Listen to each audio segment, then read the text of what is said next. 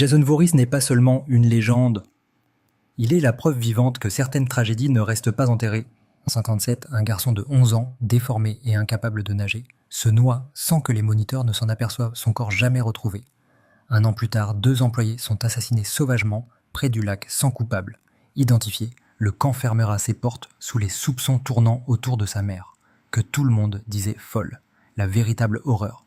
Horreur a commencé en 1980, dès la réouverture du camp en 48 heures.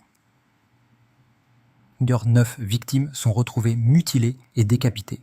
La dernière survivante prétend avoir tué la mère de Jason avant de voir un homme immense, silencieux, portant un masque de hockey.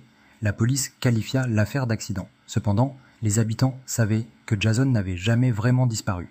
Certains disent qu'il est revenu massif, en décomposition, muduit, dans un silence insoutenable. Chaque tentative de rouvrir le camp se soldait par le sang des tentes éventrées de l'extérieur, des cabanes incendiées, des victimes jamais retrouvées. L'État a fini par sceller la zone et changer son nom.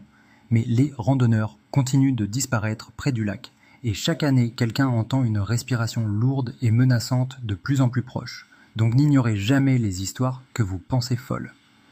Un simple lac peut cacher un danger que vous ne soupçonnez pas. Restez vigilants et partagez cette histoire avant qu'il ne soit trop tard.